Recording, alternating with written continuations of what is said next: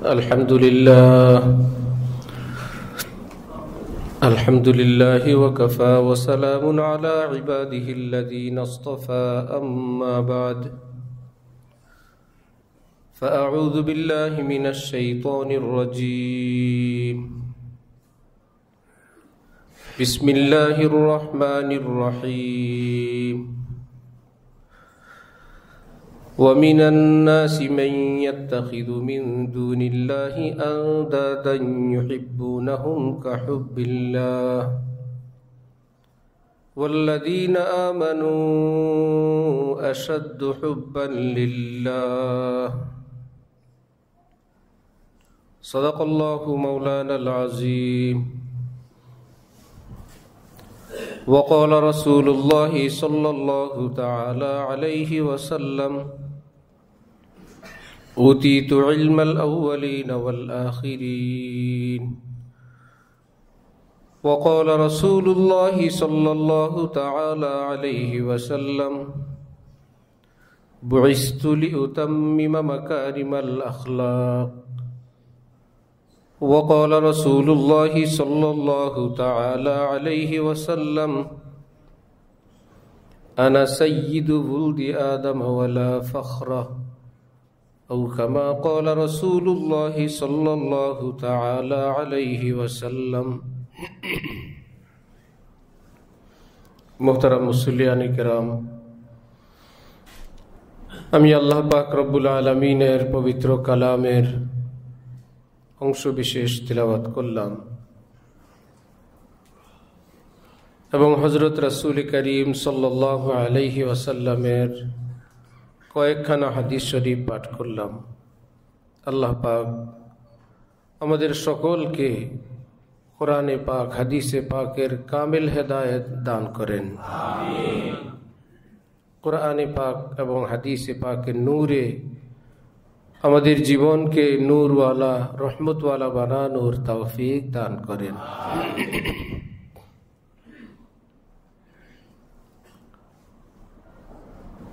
ইসলামের শুরুতে আল্লাহ পাক রব্বুল আলামিন মুসলমানের উপর হিজরত ফরজ করছেন, অর্থাৎ মক্কা শরীফ ছেড়ে মদিনায় যাওয়া লাগবে। কেউ আবিসিনিয়ায়, কেউ মদিনায়। মক্কা শরীফে আল্লাহ পাকের ঘর কাবা শরীফ, মদিনায় তো তখন মসজিদে নববীও হয় নাই।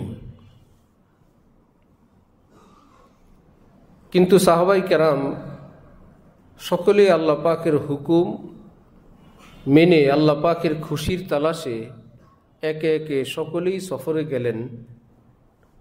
কেউ একথা বললেন না এখানে আল্লাহ পাকের ঘর কাবা, এখানে এক রাকাতে লক্ষ রাকাত সওয়াব, আমি কাবা ঘর ছেড়ে যাব না, আমি আল্লাহর ঘর ছেড়ে এত বেশি সওয়াব ছেড়ে আমি যাব না। কারণ রাসূল সাল্লাল্লাহু আলাইহি ওয়াসাল্লামের শিক্ষা দীক্ষা সোহবতের বরকতে তারা একথা জানতেন, হাজার রাকাত কোটি রাকাতের সওয়াবের চেয়ে আল্লাহ পাকের খুশির দাম বেশি। মক্কায় সওয়াব আছে, কাবা আছে, কিন্তু মদিনায় হিজরত করলে কাবার মালিক আল্লাহ আছেন।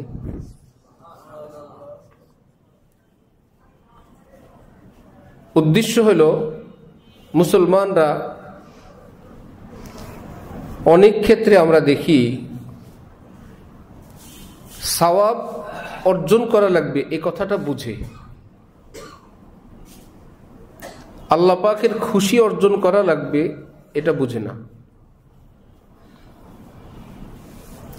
রমজানে সওয়াব, দান সদকায় কত বেশি সওয়াব, কিন্তু এখন যদি কেউ দেখে কারো সামনে ক্ষুধার্ত কোনো মানুষ, বিবস্ত্র কোনো মানুষ, বিপদগ্রস্ত কোনো মানুষ, এই ব্যক্তিকে কি বলা যাবে ঠিক আছে তুমি আগামী রমজানে যোগাযোগ করবা, আমি গরিব মানুষ, আমি যাই দান সৎকা করি, রমজানে করি, কারণ রমজানে সওয়াব বেশি। ফতোয়া তো ঠিক আছে রমজানে সওয়াব বেশি, কিন্তু এই বিপদগ্রস্তকে দিলে রমজানের সওয়াবের চেয়ে আল্লাহ পাক বেশি খুশি। মুক্তাজায়ে হাল বলে এটাকে।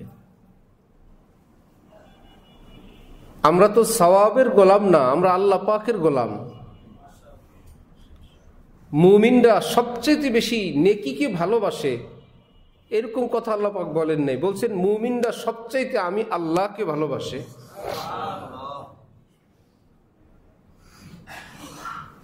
কোনো কাজ করার সময়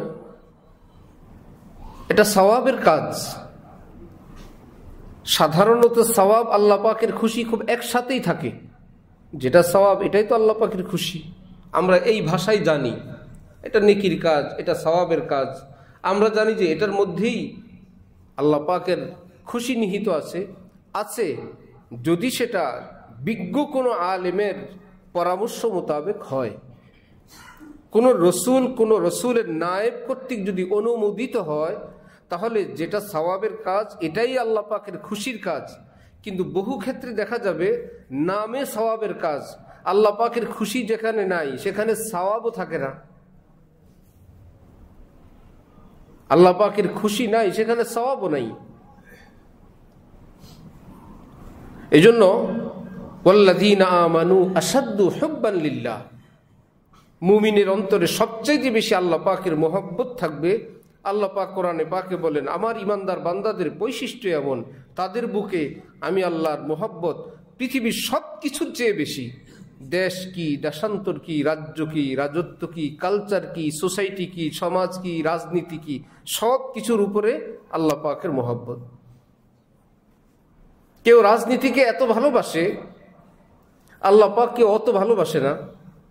রাজনীতির জন্য করা লাগে, আল্লাহর জন্য করা লাগে না। কেউ সমাজের নীতিকে এতটা প্রাধান্য দেয়, আল্লাহর নীতিকে অতটা প্রাধান্য দেয় না। হুজুর সমাজ, হ্যাঁ সমাজ তো বুঝলাম, একটু কি মনে নাই যে হুজুর সমাজ, হুজুর আল্লাহ। আমার পীর ও মুর্শিদ হযরত আল্লাহ দামাত বারাকাতুহুম হযরত মাওলানা শাহ আব্দুল মতিন বিন হুসাইন সাহেব ভাড়া বাসায় থাকতেন তখন, এখনো ভাড়া বাসায়। তো বাড়িওয়ালা কোনো অনুষ্ঠানের খাবার হজরতের বাসায় নিয়ে আসছেন, নিজে দেন আর বলেন, হুজুর এগুলো তো ঠিক না, এই সমস্ত অনুষ্ঠান কিন্তু সমাজের কারণে একটু করতে হয়। নিজেই বলে এগুলো ঠিক না। ঠিক না, তাহলে এই কাজটা কি বেঠিক? এই অনুষ্ঠান ঠিক না, আবার নিজেরাই করে মুসলমান। কেন করে? ঠিক না আল্লাহ পাকের পক্ষ থেকে, আর করতে হয় সমাজের পক্ষ থেকে। শেষে ঠিক না বলে যে আল্লাহ পাকের পক্ষ থেকে তো নিষেধ, কিন্তু সমাজের চাহিদা সেজন্য করলাম। ওয়াহ, একদিকে আল্লাহ চান, আরেকদিকে সমাজ চায়। মুমিনের তো এরকম কথা ছিল না যে সুনিশ্চিত জানি আমি শরীয়তের দৃষ্টিতে ঠিক না, তারপরেও সমাজের কারণে আমি সেটাকে আল্লাহর নিষেধাজ্ঞা অমান্য করে সমাজকে খুশি করব। তো হজরত বললেন, যখন বলছে সমাজ রক্ষার্থে হুজুর এটা করা লাগলো হুজুর, তো হজরত তখন জবাব বললেন যে হ্যাঁ সমাজ তো রক্ষা করা উচিত, কিন্তু কার সমাজ? আমাদের যেখানে আমরা বাস করি এখানে চোরদের একটা সোসাইটি আছে, ভিতরে ভিতরে চোরে চোরে একটা সমাজ আছে, সুদখুরদের একটা সমাজ আছে, ঘুষখুরদের একটা আছে, নেশাখুরদের একটা আছে, পাপিষ্ঠদের একটা আছে, আর নবী রসুল এবং আল্লাহ ওয়ালাদেরও একটা সমাজ আছে। একই জমিনে একই এলাকায় বিভিন্ন সমাজ আছে। তো সমাজ রক্ষা করা চাই, আপনি কারটা রাখবেন? দুষ্টু দুরাচারের সমাজ রক্ষা করবেন, না আল্লাহর প্রিয় মানুষদের সমাজ রক্ষা করবেন? সেটা আপনার ব্যাপার। তখন হযরত বললেন যে অনেকেই আত্মীয়তার খাতিরে ভুল করে যে হুজুর অনুষ্ঠান তো এরকম কিছু তো ঠিক না, আত্মীয়তা রক্ষার জন্য এই অনুষ্ঠানে গেলাম, আত্মীয়তা রক্ষার জন্য এই গানের অনুষ্ঠানে গেলাম, এই অশ্লীল প্রোগ্রামে গেলাম, হারাম নাজায়েজ প্রোগ্রামে কি করব? বেয়াই সাহেব দাওয়াত দিছেন, বেয়াই সাহেব পয়সাওয়ালা মানুষ, ধনী মানুষ, সম্পর্ক ঠিক রাখা লাগে। হযরত বলেন নিশ্চয়ই সম্পর্ক ঠিক রাখা লাগে, আত্মীয়তার সম্পর্ক তো ঠিক রাখা চাই। এই পৃথিবীর মানুষের সঙ্গে, আত্মীয় স্বজনের সঙ্গে একটা আত্মার সম্পর্ক আছে বলে আত্মীয়তার সম্পর্ক, আল্লাহর সঙ্গে কি আত্মার সম্পর্ক নাই?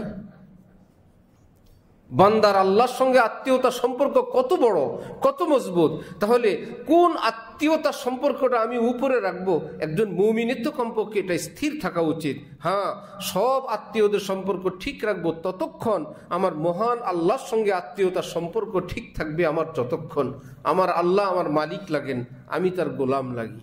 তার সঙ্গে সম্পর্ক ঠিক রেখে এবার যেখানে যাব যাব, যেখানে যাব না। এবার কোনো আত্মীয় তো খুশ থাক, অসন্তুষ্ট হোক। এমনও ভগ্নিপতি পাওয়া যায় শ্বশুর বাড়িতে যায় না, এই জন্য নিজের বাচ্চাদের মামানিরা তার ব্রাদার ইন ল না ভাবিরা তাদের সঙ্গে দেখা করে না, এই জন্য সে বাড়িতে যাবে না। এই জন্য কি ভাবিরা বলবে, দুলাভাই আসেন আমরা আপনার সঙ্গে দেখা করব? বলবে, আপনি শতবার আপনার দাওয়াত থাকলো, আপনি যখন সুযোগ পাবেন আসবেন, আমাদের পক্ষ থেকে এই বাড়ির জামাই আপনি আসবেন, কিন্তু এই আশা কোনোদিন পূরণ হবে না আমরা আপনার সামনে আসব, আপনাকে আনার জন্য আপনার সামনে যাব, এই আত্মীয়তা রাখবো না। আল্লাহর সঙ্গে আত্মীয়তা ঠিক থাকবে। অনেকে নিজের উপযুক্ত মেয়েকে কোনো বাড়িতে বেড়াইতে নিয়ে যেতে চায়, মামা নিতে চায়, চাচা নিতে চায়, ফুফু নিতে চায়, অথচ অভিভাবক জানেন সেই জায়গাটা পর্দা পর্দা রক্ষা করা যাবে না। শুধুমাত্র ওই চাচা, ফুফু, খালা, মামু ওনার সঙ্গে আত্মীয়তা সম্পর্কের জন্য নিজের মনে বিবেকে বাধা দেওয়া সত্ত্বেও দিয়ে দেয়, ঠিক আছে, অথচ তার এটা হারাম ছিল সেখানে দেওয়াটা, কারণ এই দেওয়াটা আল্লাহর সঙ্গে আত্মীয়তা ক্ষতিগ্রস্ত হচ্ছে। সে আত্মীয়কে বলে দেওয়া চাই যে সরি, কোনোভাবেই দেওয়া সম্ভব না, একটু সাময়িক নারাজ হবে, কঠিন নারাজ হবে, এত কোনো কিছু আসে যায় না। এই নারাজিগির উপর আল্লাহ পাক খুশি আছেন। সে নারাজ কিন্তু আল্লাহ পাক খুশি। আবার যদি তাকে খুশি করতে যাই তাহলে আল্লাহ পাক কি নারাজ? আল্লাহ পাক বলেন, ওয়াল্লাযীনা আমানু আশাদ্দু হুব্বান লিল্লাহ, যাদের বুকে ঈমান আছে, নারী হোক পুরুষ হোক, সবকিছুর উপরে আমার ভালোবাসাকে তারা রাখে, সবকিছুর উপরে আমার মোহব্বতকে তারা স্থান দেয়। হযরত ওয়ালা করাচি রহমতুল্লাহি আলাইহি বলেন, ইবলিসের মতন এত বড় পণ্ডিত, যে নাকি পৃথিবী বিখ্যাত এলেমওয়ালা ছিল, অনেক বড় ইবাদতওয়ালা ছিল, অনেক বেশি মারিফতওয়ালাও ছিল। কারণ ইবলিসের হাফেজ, কোরআন শরীফের হাফেজ, তাওরাত, জাবুর, ইনজিল তারও হাফেজ। পৃথিবী তার দ্বিতীয় জন কেউ আছে আসমানি চারু কিতাবের হাফেজ? ইবলিসের চারোটা মুখস্থ। বুখারী, মুসলিম, তিরমিজি, আবু দাউদ যা বলেন, সিহা সিত্তা সব মুখস্থ। তাহলে ছোট এলেমওয়ালা না বড় এলেমওয়ালা? ইবাদত গুজার তো বিশাল বড়, বহুত বড় আবেদ, আলেমও আবেদও। মারিফত অর্থাৎ সূক্ষ্ম সূক্ষ্ম বিষয় সেটাও সে খুব বুঝে। যেমন উদাহরণ হিসাবে আল্লাহ পাক যখন ইবলিসকে বললেন, উখরুজ ফাইন্নাকা রাজিব, বেহেশত থেকে তুই বাইরে চলে যা, তুই বিতাড়িত আমার রহমত থেকে, সে তখন আল্লাহ পাকের সঙ্গে কথা বলতেছে, রব্বি আনজিরনি ইলা ইয়াউমি ইউবাসুন, আল্লাহ আপনি কিয়ামত পর্যন্ত কি আমাকে একটু সুযোগ দিবেন? মুহাদ্দিসিনগণ বলেন, আল্লাহ পাক যখন অসন্তুষ্ট তার সঙ্গে কথা বলল সে কিভাবে? আল্লাহ পাক যখন ধমক দিয়ে বের করে দিলেন। ইবলিসের মারিফত অর্জন ছিল। অনেকে মারিফতের দরবারে যান না, মারিফতি দরবারে, ইবলিসেও মারিফতওয়ালা ছিল খুব। কি ছিল মারিফতটা? যে আল্লাহ পাক আমাদের পৃথিবীর মাখলুকের মতন না। অর্থাৎ আমরা যখন ক্ষুব্ধ হই, অসন্তুষ্ট হই, আমাদের মেজাজ যখন গরম হয়, তখন আমাদের সামনে আদরের আর দুশ্মন যেই আসুক আমরা তার সঙ্গেই গরম কথা বলি। মেজাজ যখন ভীষণ খারাপ, ছোট্ট আদরে কলিজার টুকরা সন্তান আসলে সে যদি বলে বাবা সরো এখান থেকে, নিরপরাধ বাচ্চাটা ধমক খাইলো, তার কোনো অপরাধ ছিল? বড় ভাই ছোট ভাইকে মারতেছে, মা এসে বলল বাবা বাবা, মারে ধাক্কা কিংবা একটা ধমক দিয়ে দিল, শেষে আবার মাপ চাইলো, ওই বাবুকে আদর করলো, শেষে নিজেই বলে আসলে আমার মেজাজ ঠিক ছিল না। এই যে মেজাজটা তার বেঠিক ছিল, এটা কি প্ল্যান প্রোগ্রাম মিটিং করে না অনিচ্ছাকৃত? অনিচ্ছাকৃত। ও বলে আমার মেজাজ কন্ট্রোলে ছিল না, অনিচ্ছাকৃত। একে বলতে গিয়ে আমার মেজাজ এতটা গরম হয়েছে যে শেষে যারা নিরপরাধ তারাও এমন একটা ধমক খাইল। এই যে অনিয়ন্ত্রিত হওয়াটা, ইবলিস জানে আল্লাহ পাক অনিয়ন্ত্রিত হন না।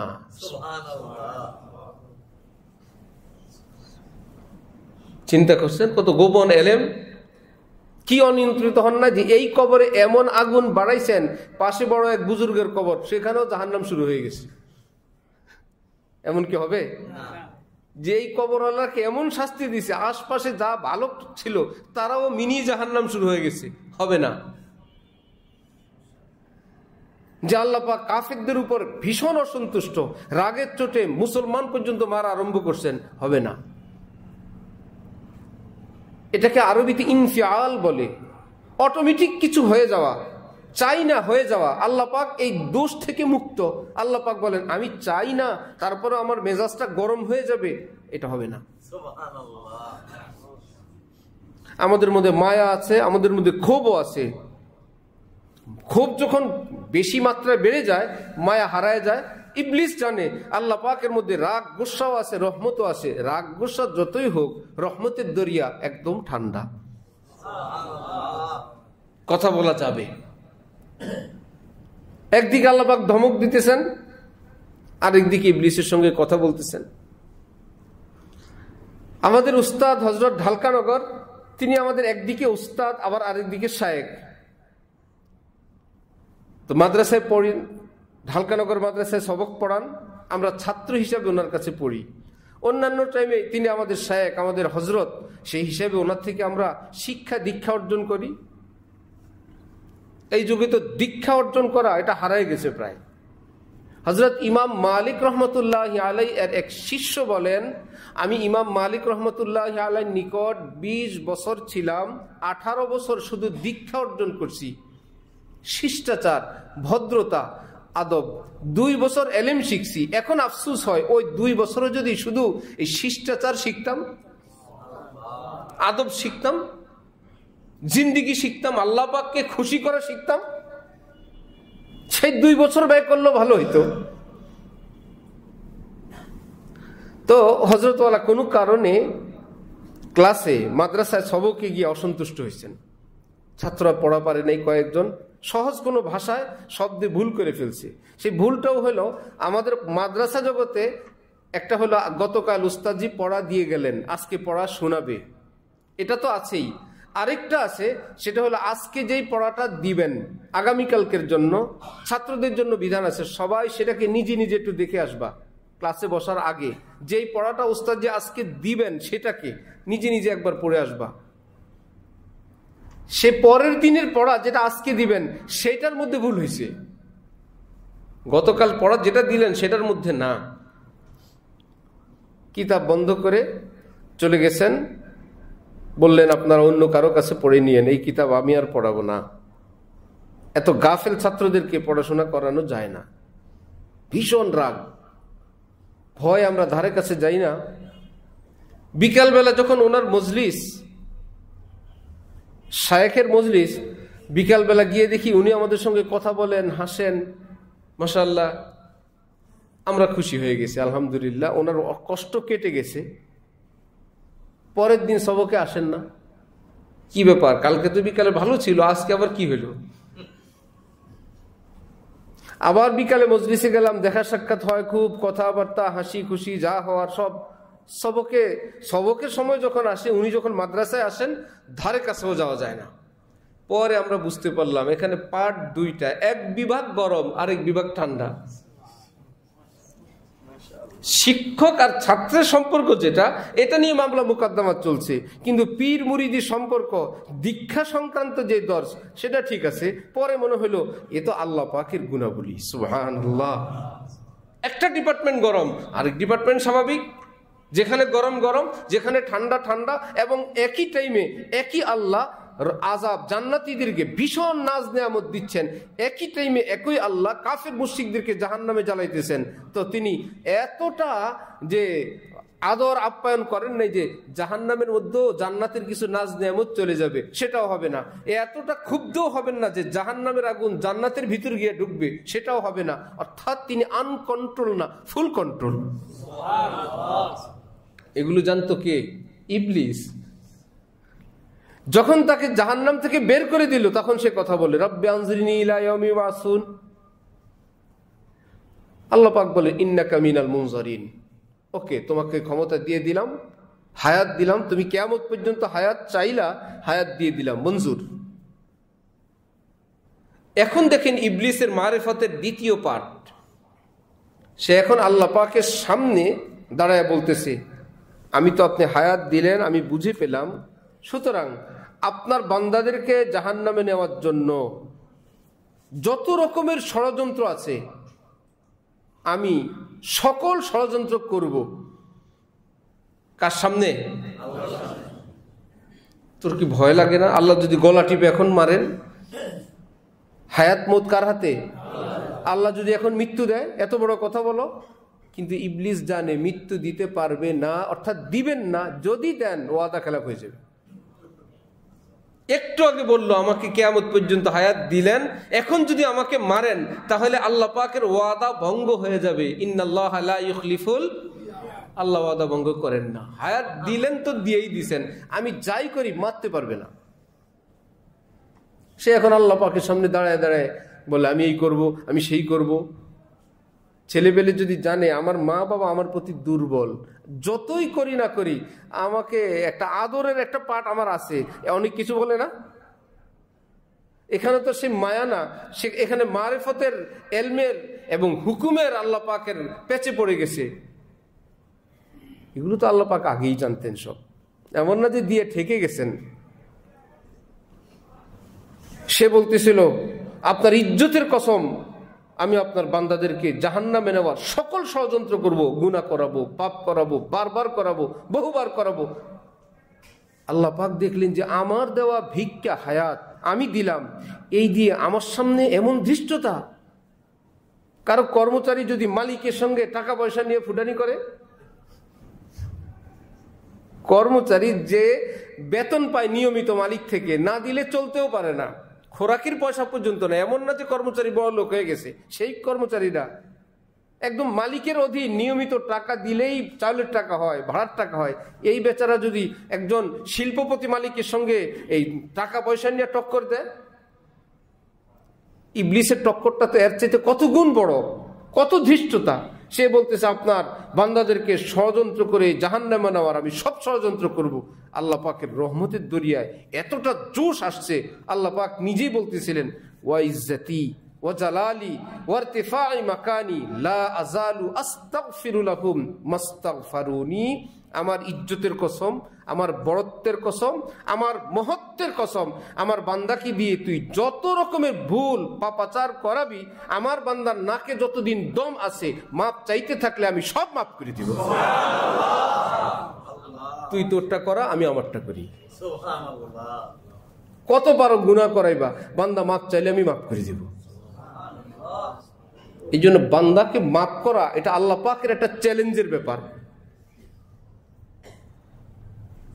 বুজুর্গানি দিন জি বলেন, ভাই কষ্ট করে মাপ চান, চাইলেই দিবেন, কারণ তিনি দেওয়ার জন্য তো চ্যালেঞ্জ করে রাখছেন। না না না চাইলে, না করলে তো সে শয়তানের বলয় থেকে যায়।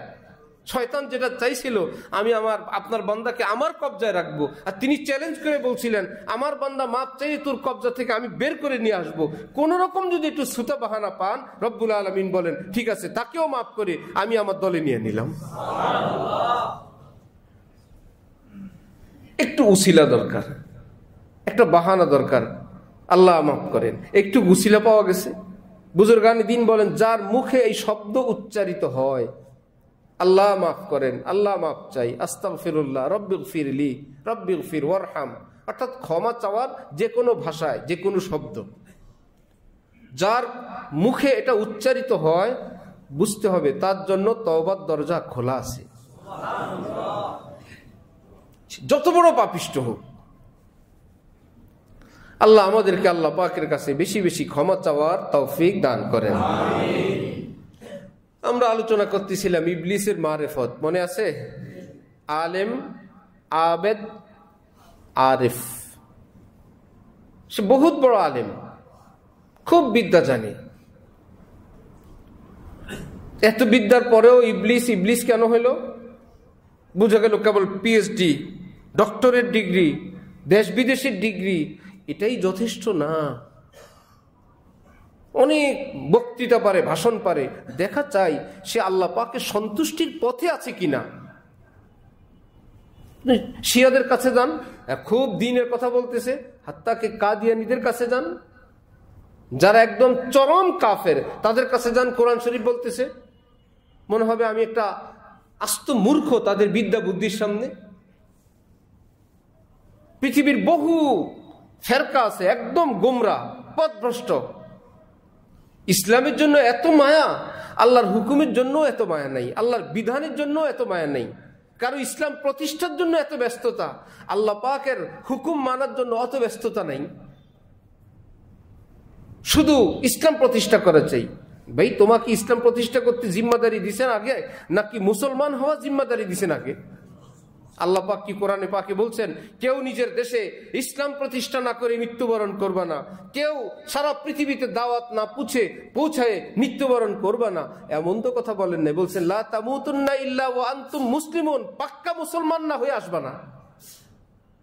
পাক্কা মুসলমান হওয়ার পর দাওয়াত দাও, পাক্কা মুসলমান হওয়ার পর রাষ্ট্রে ইসলাম প্রতিষ্ঠা করো, পাক্কা মুসলমান হওয়ার পর সারা পৃথিবী নিয়ে ভাবতে থাকো, সবই করলা, তুমি মুসলমান হও নাই। একটা তরতিব থাকা চাই, একটা সিরিয়াল থাকা চাই। এত বড় এলেমওয়ালা, এত বড় মারিফতওয়ালা, এত বড় ইবাদতওয়ালা কপাল পুড়ল কেন তাহলে? হযরত ওয়ালা করাচি রহমতুল্লাহ আলাইহি বলেন, জালেম आशिक न था, आबिद था, आरिफ था, आलिम था, आशिक সব ছিল, কিন্তু তার অন্তরে আল্লাহর ভালোবাসা ছিল না। ভালোবাসা না থাকলে সবই শুকনা শুকনা, সবই থিওরি, সবই নীতিমালা, সবই সংবিধান। আর ভালোবাসা থাকলে কোনো নীতিমালা, কোনো সংবিধান কিছু আছে? নিজের আদরের বাচ্চা রাত 12টা বলছে বাবা বিরিয়ানি খাবো, বাবার অফিস কত বড়, চেয়ার কত বড়, কত বড় কোটিপতি, কত কর্মচারী, কত অফিসাররা স্যার স্যার বলে, সেই বাবা এখন লুঙ্গি পরে আসতে নামতেছে সিঁড়িতে। বললাম কোথায় যান? আর হুজুর বললেন না, এখন বলে বাচ্চা বিরিয়ানি খাবে। দারোয়ান ঘুমিয়ে গেছে, নিজেই যাচ্ছে। এ কোনো সংবিধান অনুযায়ী যায় না মহব্বতে যায়? মহব্বতে যায়। আজ মোহাব্বত শাহ বান্দা মিশাওয়াত, আজ মোহাব্বত শের মোশে মিশাওয়াত। ভালোবাসা যদি কেউ পড়ে কারো ভালোবাসায়, যে ছিল বাঘ সেও বকরি হয়ে যায়, যে ছিল বাদশা সেও গোলাম হয়ে যায়। ছোট্ট বাচ্চার কাছে সব ফেল, কি ব্যাপার? তারে তো পাওয়ার, ভালোবাসার চোটে তার কাছে আমি পরাজিত। মোহব্বত কি বাজি ও বাজি হে দানিশ কে খুদ হার জানে কো জি চাহতা হয়। মোহব্বতের খেলাই এমন, শুধু পরাজিত হইতে মন চায়, জিততে মন চায় না, নিজের প্রিয়জনকে জিতে দিতে মন চায়। দাদা নাতি যদি পাঞ্জা খেলে তাহলে কিসে মজা? দাদা জিতলে মজা না নাতি জিতলে মজা? এত ক্ষমতাওয়ালা তারপরও হারলে মজা লাগে, ভান করে আর পরাজিত হয়, এর মধ্যেই মজা। কি ব্যাপার? জিতলে মজা নাই? যে না, জিতলে কোনো মজা, ক্ষমতা আমার, সারা দুনিয়া নিয়ম হলো যে জিতে বিজয়ী হয় সে মজা পায়, কিন্তু প্রিয়জনের সঙ্গে খেলাধুলা করলে হারলে মজা পায়। নাতির খুশি কে দেখে, আজকে দাদারে হারাইছি, আজকে দাদা আমার সাথে পারে নাই, আজকে ভাইয়া আমার সাথে পারে নাই, বাবা পারে নাই, আম্মু পারে নাই, আজকে আমার শক্তি এখন অনেক বেশি, আমি তো নিয়মিত খাবার খাই, আমার শক্তি এখন অনেক বেড়ে গেছে। তার এই আনন্দ দেখার জন্য নিজের পরাজয় বরণ করে। কি ব্যাপার? প্রিয়জনের কাছে হেরে যাওয়া, এটাই নিয়ম। রব্বুল আলামিন বলেন, তাহলে আমি কি তোমার প্রিয়জন না? সুবহানাল্লাহ। আমার সামনে মাথা নত করে দেওয়া, যে কোনো কথা নাই, কোনো শর্ত নাই, আমার প্রিয় আল্লাহ বলছেন আমি এটাই মানব, আমি তার কথাকেই উপরে রাখবো। বাদশাহ সুলতান মাহমুদ গজনবী এক উজিরকে বেশি ভালোবাসতেন। এখন সবাই তার উপর অসন্তুষ্ট, তিনি তাকে বেশি ভালোবাসেন। তিনি সকলকে নিয়ে সমাবেশ করলেন। রাজ দরবারের একটা দামি পাত্র একটাই মাত্র আছে, সেটাকে সামনে রেখে একজন একজন করে উজির মন্ত্রীদেরকে বললেন, আমার এই পাত্রটা ভাঙ্গো তো, এটা আমার আদেশ, ভাঙ্গো। সকলে বলে, জাহাপনা আপনার জিনিস আমি ভাঙ্গো? আমার দ্বারা সম্ভব না স্যার। যাও তুমি ভাঙ্গো। একই কথা, স্যার আপনার জিনিস আমি ভাঙ্গো? তিনি বলেন ভাঙ্গো, সে বলে স্যার মাফ করবেন, আমি পারবো না। যাকে বেশি ভালোবাসেন তাকে বললেন ভাঙ্গো, এক বাড়ি দিয়ে সে টুকরা টুকরা করে ফেললো। দরবারে হইচই। অন্যান্য উজিররা বললেন, দেখলেন স্যার, যেটা আমাদের দ্বারা সম্ভব হলো না, আপনার প্রিয় পাত্রই সেটা করলেন। আপনার দরবারের এইরকম দামি হীরামণি মুক্তা খচিত এই পাত্রটি সে ভাঙতে পারলো। এই হলো আমাদের ক্ষোভের কারণ। কেন তাকে দেখতে পারি না? সে মুনাফেক। আপনার কাছে আপনার প্রেম ভালোবাসা দেখায়, আর পিছনে পিছনে হলো আপনার দুশ্মন। আজকে তো সেটা প্রমাণিত হলো। বাদশা জিজ্ঞেস করলেন, কেউ ভাঙতে পারলো না, তুমি কিভাবে ভাঙতে পারলা? সে বলল, আমি দেখলাম আমার কাছে অপশন দুইটা, একটা ভাঙতে হবে। কি সেটা? হয়তো আপনার হুকুম ভাঙবো অথবা পাত্র ভাঙবো। তারা সবাই আপনার হুকুম ভাঙছে, পাত্রটা ভাঙ্গে নাই। আমি আপনার পাত্রটা ভেঙেছি, আপনার হুকুম ভাঙ্গি নাই। কারণ এই রকম হাজার হাজার পাত্রের চেয়ে হে বাদশা আপনার একটা হুকুমের দাম আমার কাছে বেশি। বাকিরা মাথা নিচু করে বলল, আবার ফেল, যে আপনার একটা আদেশ লঙ্ঘন করব, এটা আমি করব না, পাত্র যা ইচ্ছা তাই হোক। এরকম পাত্র বহু পারা যাবে। তারা এখন ভাবলো যে আমাদের প্রেম ভালোবাসা ছিল পাত্রের জন্য, আর তার ভালোবাসা ছিল রাজার জন্য, সুতরাং সে উপরে উপরেই থেকে গেল। ইমানওয়ালারা ঠিক আমাদের জীবনে এরকম, যে একটা ভালোবাসার উপর আঘাত করা লাগবে। এবার আল্লাহটা বাদ দিয়ে দুনিয়ার ভালোবাসা রাখবো, এও এক শ্রেণীর মানুষ আছে। আত্মীয়তার ভালোবাসা রাখবো, সোসাইটির ভালোবাসা রাখবো, দলের ভালোবাসা রাখবো। আরেকটা হইলো যে কোনো ভালোবাসা আল্লাহর বিপরীতে, সেটাকে এক আঘাত করে চূর্ণ বিচূর্ণ করব। কিন্তু আল্লাহকে বলবো, আল্লাহ আপনার হুকুমের গায়ে আমি টাচ করি নেই, আপনার হুকুম সবার উপরে। এটা মুমিনের বৈশিষ্ট্য। কিসের কালচার, কিসের সোসাইটি, কিসের নীতিমালা, কিসের সংবিধান? আল্লাহ আপনার হুকুমের বাইরে, আমি আপনাকেই উপরে রাখি। আজকে মুসলমান দেশ, আমাদের দেশ, কিছুদিন পর পর এমন এমন নীতি, এমন এমন কথা, এমন এমন প্রস্তাবনা, এমন এমন রাজা বাদশাহী দেশে আছে, যারা একটু কোরআন শব্দটা মুখে উচ্চারণ করবে কাঁপতে থাকে। প্রেসিডেন্ট আবার কোরআন শব্দ বলল, হাদিস শরীফ এই শব্দটা উচ্চারণ করবে, মক্কা শরীফ কথাটা বলবে, মদিনা শরীফ কথাটা বলবে, কাঁপতে থাকে যে আমার জনগণ যদি আমাকে। অর্থাৎ আমরা এতটা ধ্বংস হয়েছি, আমরা এতটা বরবাদ হয়ে গেছি। একটা 90% মুসলমানের দেশে একজন মুসলিম শাসক সেজে কেউ যে বলবে আমি আল্লাহর বিধান অনুযায়ী যথাসম্ভব সুন্দর সুষ্ঠুভাবে রাষ্ট্র পরিচালনার চেষ্টা করব, এই সাহস তাদের হয় না। অথবা জনগণও এমন মানুষকে সেখানে পাঠায় না। তার মানে আমাদের সুবিধা, আমাদের কালচার, আমাদের ঐতিহ্য সুদের, ঘুষের, বেপদ্দার, জিনা ব্যভিচারের, মদের, নাচ গানের, উচ্চস্বরে গান গাওয়ার ইত্যাদি ইত্যাদির, সেটা ঠিক রাখবে যেই শাসক, তাকে পাঠানো চাই। এখন নতুন করে শুরু হয়েছে, এই বেচারা আসছে, যেভাবে আসুক, যেই আসুক, সে যেমনই হোক, আসছে তো একটা সম্প্রদায় এবং দেশবাসীর বিশাল বড় একটা গ্রুপের পক্ষ থেকে। এতটা উদার। এখন নারী নীতি সংস্কারের জন্য যাদের হাতে দিল ক্ষমতা, তারা প্রস্তাবনা দিছে নারী পুরুষ সমান অধিকার। ডক্টর ইউনূস সাহেব, আপনি বৈষম্যহীন দলের, বৈষম্য বিরোধী দল সরকার, সুতরাং এই বৈষম্য আপনার হাতে রাখা যাবে না, আপনি এটা আইন করে যান, নারী এবং পুরুষের সর্বক্ষেত্রে সমান অধিকার।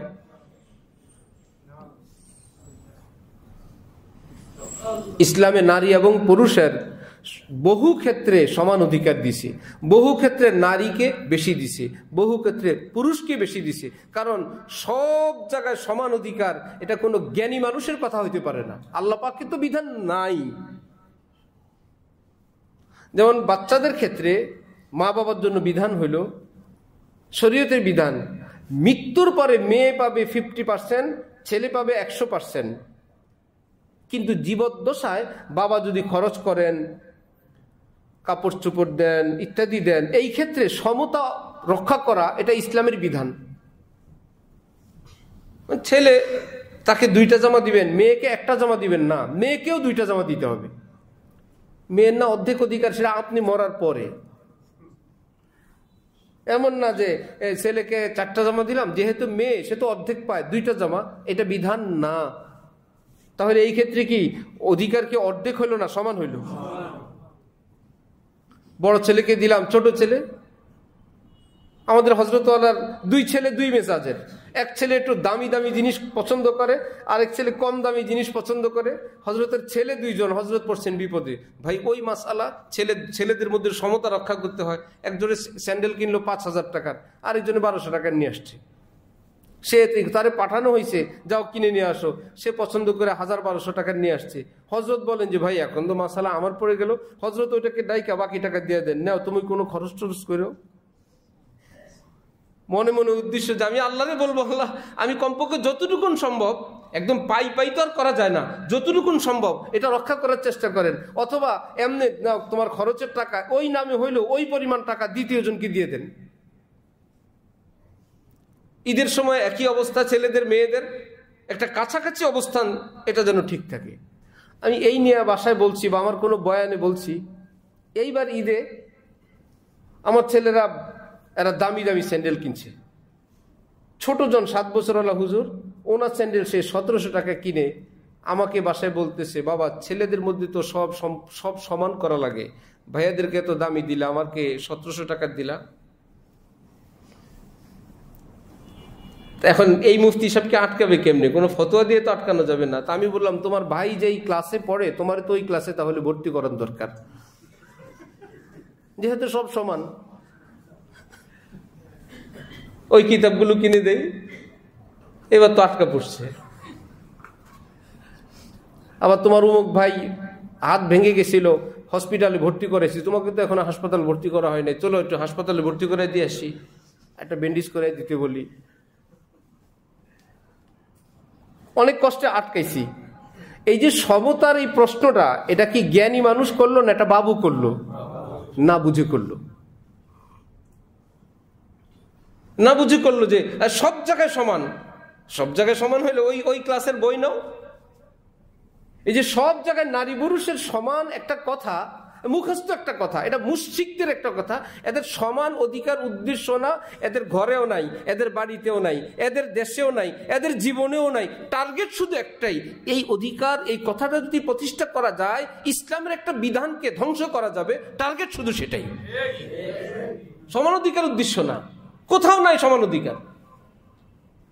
উদ্দেশ্য ইসলামের একটা বিধানকে শেষ করা যাবে, ইসলাম পন্থীদেরকে ক্ষুব্ধ এবং অসন্তুষ্ট করা যাবে, কাফের মুশরিকদেরকে খুশি করা যাবে। শুধু এই জন্য পৃথিবীর কোন দেশ যারা গণতন্ত্র এবং সমান অধিকারের স্লোগান দেয়, একটা দেশ দেখান তো পুরুষ মন্ত্রী যেই কয়জন, নারী মন্ত্রী সেই কয়জন? একটা দেশ দেখান আছে? তো কিসের সমান অধিকার? জাতিসংঘে পুরুষ প্রতিনিধি যতজন, নারী প্রতিনিধিও ততজন আছে, সমান অধিকার গেল কই? কোথাও নাই, কোনো দেশে নেই, কোনো ক্ষেত্রেও নাই। কিছু কিছু দিকে আছে, কিন্তু কি সুন্দর করে সর্বত্র সকল বিষয়ে নারী এবং পুরুষের সমান অধিকার নিশ্চিত। এই ক্ষেত্রে কিছু উদাহরণ নিয়ে আসে, নারীর বৈষম্যের শিকার, জুলমের শিকার, যেটা বাস্তবে হয় সেটা সমাধান করেন। নারী যদি জুলমের অত্যাচারের শিকার হয় সেটার সুষ্ঠু সমাধান করেন। 90% মুসলমানের দেশে কোরআন যেখানে একদম স্পষ্ট ভাষায় রব্বুল আলামিন নিজে বন্টন করে দিলেন যে বাবার মৃত্যুর পর ছেলে কি পাবে, মেয়ে কি পাবে, মা কি পাবে, ইত্যাদিটা কি পাবে, এইরকম একটা কোরআনের আয়াত পরিপন্থী একটা প্রস্তাবনা দিতে পারা, এটা তাদের ব্যর্থতার চেয়ে আমাদের ব্যর্থতা বেশি। এরা জানে এগুলো মুসলমান, এগুলা মহিলা মুসলমান, এগুলো পুরুষ না। ভারত পাকিস্তানের এক সীমান্তে প্রতিদিন একটা ড্রামা হয়। পতাকা নামায় যখন বিকাল বেলায়, তো দুই দেশের গ্রুপ সদস্যরা একদম খুব তোড় জোর করে পা জমিনের মধ্যে আশ্রাইতে থাকে যে আমার দেশের পতাকা নামতেছে, আমি সহ্য করতে পারতেছি না, এবং যুদ্ধের জন্য হুমকি দিতে থাকে। এটা একটা ড্রামা, আনুষ্ঠানিক, প্রতিদিন। এখন হিন্দু ওই বেচারাদের তো দাড়ি নাই, তাদের মতনই তারা। আর মুসলমান পাকিস্তানের সৈন্য যেগুলো উঁচা লম্বা দাড়িওয়ালা, এখন এই দিক থেকে ওদেরকে বলে জং কাম নেহি জানানুকে, যুদ্ধ করা সেমরিদের কাজ না। চেহারা শুরু তো লেডিস লেডিস লাগে, আর দেখো এইদিকে পুরুষ পুরুষ লাগে। পুরুষের সঙ্গে নারীরা যুদ্ধ করবে? তার মানে এই ইন্ডিয়ান সৈন্যদেরকে নারীদের সঙ্গে তুলনা দেয় যে আপনার চেহারা তো নারীদের মতো লাগে। নারীর কাজ না যুদ্ধ করা, এটা পুরুষের কাজ। ঠিক আমরাও সেরকম নারীদের ভূমিকা আছি। সর্বক্ষেত্রে আল্লাহ পাকের হুকুম, আমার কাছে সেটা গৌণ বিষয়, সেটা মৌন বিষয়, খুব ছোট্ট, গৌণ না, খুবই মৌন। এটা পিছনে রাখার ফতোয়া, এটা পিছনে রাখার মাসআলা, পিছনে রাখার। আজকে বিয়ের দিন, এটা মাসআলার দিন না। আজকে আমার বাবা মারা গেছে, আমি কি করব না করবো এটা আমার ব্যাপার, আমার সমাজের ব্যাপার। এই সমাজে কি চলে সেটা চালাইতে হবে। এখানে ফতোয়া, এরপরে ফতোয়া যদি আটকা পড়ে যায়, হুজুর জানি তো ঠিক না, তারপরে একটু সমাজের কারণে করা লাগে। তার মানে জানি আল্লাহ পাকের পক্ষ থেকে ঠিক না, আর সমাজ এটা চায়, সুতরাং আল্লাহর চাহিদা না, সমাজের চাহিদা রাখতে হয়। হুজুর জানি এটা করা ঠিক না, তারপরেও করতে হয়। জানি পুরুষ মানুষ টাকনুর নিচে পোশাক পরা কি সগীরা গুনাহ না কবিরা গুনাহ? জানি হুজুর, তারপরেও কি আর করা হুজুর, দেশ যেভাবে। জানি আমার উপযুক্ত মেয়ে যেখানে যায় বেপর্দা হয়, অশ্লীলতা হয়, হারাম সম্পর্কে জড়ায় পড়ার আশঙ্কা প্রবল, জানি। কিন্তু হুজুর মেয়ে কি ঘরে বসে রাখা যায়? এত বড় গুনাহে কবিরা করা যায়? মেয়ে কি ঘরে বসে রাখবো? এত বড় গুনাহ করব? মেয়ের বিবাহ হওয়ার আগ পর্যন্ত এটা ছাইরেই দিব, যেখানেই যাক, যেখানেই থাক। কারণ সমাজে সব মেয়েরা এইভাবেই আছে, এভাবে আছে ছেলেরা, এভাবে আছে মেয়েরা। হাটহাজারী মাদ্রাসার কোনো মোহতামিম সাহেব ছিলেন বহু আগে, খুব পাওয়ারি এবং খুব মুজাহিদ টাইপের। ছাত্রদেরকে হিম্মত শিখাইতেন, সাহসিকতা শিখাইতেন। পাশে কোনো এক বাড়িওয়ালার এসে অভিযোগ করলো, অ্যাডভোকেট সাহেব, হুজুর আপনার ছাত্ররা ছাদে যায়, কি সমস্যা? বলে আমার মেয়েটাও ছাদে যায়, একটু সমস্যা। বললেন যে ভাই আপনারটাকে আপনি থামান, তাই তো সমস্যা হয় না। আর ছাদে যায়, এতগুলো ছাত্র, মাদ্রাসার ছাদের আলো বাতাস খাবে না? তারপরও সে বেচারা, কারণ মাদ্রাসার পাশে, মসজিদের পাশে যাদের বাড়ি থাকে, এদের নিয়ম হলো মসজিদওয়ালা মাদ্রাসাওয়ালাদেরকে বলবে এই পাশের জানালা আপনারা বন্ধ রাখবেন, ওনারটা বন্ধ রাখবে না, মসজিদের জানালা যেন বন্ধ রাখে। শুনছেন কারটা বন্ধ রাখে? মসজিদ কর্তৃপক্ষ এবং কমিটিকে হুমকি দেয়, এই পাশে মুসল্লিরা আসবে, এখানে ঘর বাড়ি, আপনারা এই পাশে জানালা দিবেন না। আরে ভাই তুমি তোমার ঘরটা বন্ধ রাখো, এই পাশ সব দিক খোলা রাখো। কেন বন্ধ রাখবো? আমরা কি মরে যাব নাকি? মরলে আপনারা মরেন, মরলে আল্লাহর ঘরের মানুষ মরুক, গরম লাগলে আপনাদের লাগুক, এই পাশে যেন না লাগে। হুজুর বললেন যে ভাই আপনারা একজন যদি না যায় তাহলে তো ঝামেলাই শেষ। বললেন কেন? আমার ছাদে আমার মেয়ে যাবে, আপনাদের ছাত্ররাও যেন না যায়, বলে গেলাম আমি আমার মেয়েকে বলবো না চাইতে। কয়েকদিন পর আবার আসছি, হুজুর গেল তো? বলে গেলে সমস্যা কি? আপনারটা যদি না যায়, আমারগুলো যদি অমান্য করে যায়ও, আপনার একটা যদি না যায় তাহলে তো সমস্যা হওয়ার কথা না। তখন বলল যে হুজুর মেয়ের তো মানাইতে পারি না। একটা মেয়েকে উনি মানাইতে পারে না। আচ্ছা, ওই হুজুর একদম খুব বাংলা ভাষায় বললেন যে আপনার একজন মেয়ে, সেটাকে আপনি সামলাইতে পারেন না, মানাইতে পারেন না, আমার এতগুলো পুরুষ ছেলেকে আমি কিভাবে আটকাই? একটা মেয়ে মানুষ, তাকে আপনি আটকাইতে পারেন না, এতগুলো যুবক পুরুষ ছেলেকে আমি কিভাবে আটকাই? এজন্য জানি এটা গুনার পরিবেশে যাচ্ছে, জানি অশ্লীলতার পরিবেশে যাচ্ছে, জানি যে কোনো ধরনের হারাম সম্পর্কে জড়ায় গিয়ে তার বিপদ আসতে পারে, সব জেনে বুঝে তারপরেও বলো হুজুর বুঝি, তারপরেও তো কি করা মানে দিন শিখান, দিনই পরিবেশে রাখেন। আর যদি এইরকম জেনারেল শিক্ষার জন্য উপযোগী পরিবেশ পান, আল্লাহর কসমকে আমি মসজিদে বলছি, নারীর পর্দা এবং সতীত্ব রক্ষা করে শুধু ডিগ্রি না, পুরো পৃথিবী বিজয় করাও জায়েজ। পুরো পৃথিবী বিজয় করুক, কোন আপত্তি নাই। শিক্ষায় তো বাধা নাই, শিক্ষিত হইতে বাধা নাই, উন্নতি অর্জনে তো কোনো বাধা নাই। বাধা যেখানে যে এই উন্নতি অগ্রগতি, এই শিক্ষা অর্জন করতে গিয়ে যদি চরিত্রই যায়, আল্লাহর সঙ্গে সম্পর্কেই যায়, আলেমদের বাধা সেই থেকে এটাই। কিন্তু আলেমদেরকে কি সহজ ভাষায় বলে? আলেমরা নারী শিক্ষার বাধা। খুব কথাকে শর্ট করে নিয়ে আসলেন। নারী শিক্ষা আলেমরা বাধা দিবেন? আমি মিজান হযরত আয়েশা রাদিয়াল্লাহু তাআলা আনহা তো পৃথিবী বিখ্যাত শিক্ষিত ছিলেন, শ্রেষ্ঠ মুহাদ্দিসা ছিলেন, কেন বাধা দিবেন? বাধা দেন। ওই রকম পরিবেশ নাই যে নারী পুরুষ মিক্স পরিবেশে যাবে, যুবক যুবতী একই ঘরে থাকবে আর বলবে আমার মনে কোনো কিছুই আসে নেই। তাহলে আপনি প্লাস্টিক। আশা এটা পুরুষের বৈশিষ্ট্য, আশা এটা নারীর বৈশিষ্ট্য। এটা কুদরতিভাবে আল্লাহ মানুষের দেহ দিয়ে দিয়েছেন, সেই দিকে মনটা ধাবিত হবে। এই জন্যই তো তার জন্য সম্মানজনক ব্যবস্থা রাখছেন বিবাহ। বিবাহ হয়েছে দুইজনের, কোন ডিপার্টমেন্টের বলবো না, খবর আসছে হযরতওয়ালার কাছে। বাসর রাত, একজন ওইদিক ফিরে শুয়ে আছে, একজন এদিক ফিরে শুয়ে আছে। আয়েশা বলল, হুজুর তার প্রতি আমার কোনো আকর্ষণ নেই, বিন্দু মাত্র আমার দেখতেও মনে চায় না। কেন? সুন্দরী না? সুন্দরী। পছন্দ করে বিয়ে করছেন না? করছি। পরে হযরতওয়ালা বললেন যে ভাই, নাম তো বলেন নাই, পরে বললেন যে ঘটনা একটাই, নারীর প্রতি যে একটা আকর্ষণ থাকার কথা ছিল ওটা তো ফিনিশ হয়ে গেছে বিয়ার আগেই। পুরুষের প্রতি যে একটা আকর্ষণ থাকার কথা ছিল মেয়েটার, সেটা তো শেষ হয়ে গেছে বাসর ঘরের আগেই। একটা আনুষ্ঠানিকতা, একটা প্রয়োজন, সামাজিকতা, এই জন্য বিয়ে করছে। এখন আর এইরকম কিছু তাদের মধ্যে কোনো কিছু নেই। আর যদি একটা সতী সাধবী নারী হয়, একটা সচ্চরিত্রবান ছেলে হয়, আল্লাহ পাক আমাদেরকে হালাল ভাবে আজকে এক ঘরে করে দিলেন, তাহলে দুইজনের প্রেম ভালোবাসায় পৃথিবীকে হার মানানোর কথা।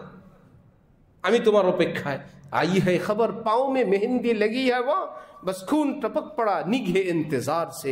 রব্বুল আলামিন তোমার জন্য আমাকে, আমার জন্য তোমাকে বন্টন করছেন। এই দুইজনের মোহাব্বত ভালোবাসা তো আল্লাহ পাকের খুশির ব্যাপার ছিল। এই জন্য আমার ভাই, যে পৃথিবীর সব কিছুকে ভালোবাসা, মোহাব্বত করা, আলিঙ্গন করা, আপন করা জায়েজ, কিন্তু আল্লাহ পাকের সম্পর্কটা যেন সব কিছুর উপরে থাকে। সেটা যা ইচ্ছা তাই হোক, সেটা দেশ হোক, সেটা সংবিধান হোক, রাষ্ট্র হোক, এমনকি উপরে উপরে দিনের আমল হোক। আল্লাহ নারাজ, দিনের আমল, এটা কি দিনের আমল না গুনাহের কাজ? শুনতে আমি আপনি দেখবো সওয়াবের কাজ। আল্লাহ যদি নারাজ হন, এটা সওয়াবের কাজ না। আসরের পর নফল নামাজ পড়া সওয়াবের কাজ না গুনাহের কাজ? নামাজ পড়লেও গুনাহ। ঈদের দিন রোজা রাখা সওয়াবের কাজ না গুনাহের কাজ? কি ব্যাপার? আল্লাহ পাকের হুকুম লঙ্ঘন করে সওয়াবের কাজ হয় না, আল্লাহ পাকের বিধান লঙ্ঘন করে নেকির কাজও হয় না, সেটাও গুনার কাজ। আল্লাহ আমাদের সবাইকে আল্লাহ পাকের হুকুমকে, আল্লাহ পাকের মোহাব্বতকে সব কিছুর উপরে রাখার তৌফিক দান করেন। এভাবে এমন না যে সমাজ একদম ভালো হয়ে যাবে, একদম ইসলামিক সমাজ, একদম আফগানিস্তান হয়ে যাবে, এ অপেক্ষা করার এখানে কোনো সুযোগ নেই। যে যেভাবে আছি এর মধ্যেই নিজ জায়গায়, এক নম্বরে আমি, আমার পরিবার, আমি, আমার পরিবার, আমাদের সমাজ, আমাদের সোসাইটি, আমাদের আত্মীয় স্বজন ইত্যাদি যতটুকুন পারি আমরা। এটা যদি আজকে জুমার দিনে সব মুসল্লি নিয়ত করে সারা দেশে, শুনতে শোনা যায় খুব ছোট্ট ওয়াজ করে হুজুর, দেশ নিয়ে কোনো ভাবনা নাই, রাজনীতি নিয়ে কোনো আলাপ নাই। আজকে জুমার দিনে সব মুসল্লি যদি বলে ঠিক আছে আল্লাহর মোহাব্বতকে সব কিছুর উপরে রাখবো, আগামীকাল ইসলামী রাষ্ট্র। কি বলেন, ঠিক না? সবাই বলল যে আল্লাহর হুকুম কোনোভাবে আমরা লঙ্ঘন করব না, কর্মক্ষেত্রে এবং জীবনের, পরিবারে, সমাজে, রাষ্ট্রে, সবকিছুর সময় আমরা আল্লাহর হুকুমকে উপরে রাখবো। আমরা আল্লাহর বান্দা, কমপক্ষে আমরা মুমিন না, আমরা মুসলমান না। না ঠক দিব, না মিথ্যা বলবো, না প্রতারণা করব। আমাদের আল্লাহ নিষেধ করছেন। ওয়াজটা তো মনে হয় হুজুর শুধু ব্যক্তিগত ওয়াজ করেন, রাষ্ট্রীয় এবং সমাজী ওয়াজ করেন না। এই মসজিদের মুসল্লি, পরের মসজিদের মুসল্লি, এই মুসলিম দেশে সব জুমার মুসল্লিরা বলল ঠিক আছে তাহলে আমরা এই কথাই বললাম। তাহলে দেশে কি আগামীকাল চোরের দেশ হবে না মুসলমানের দেশ? আমরা আসি অনুষ্ঠান, জুমা আদায় করতে হয় ফরজ, কিন্তু আমরা আমাদের জায়গায় যদি থেকে যাই আমার ভাইয়ের, আমরা ক্ষতিগ্রস্ত হব। দুনিয়াও ক্ষতি হবে, আখিরাতও ক্ষতি হবে। আল্লাহ আমাদেরকে দুনিয়া আখিরাত সুন্দর করার তৌফিক দান। আমিন। ওয়া আখিরু দাওয়ানা আলহামদুলিল্লাহি রাব্বিল আলামিন।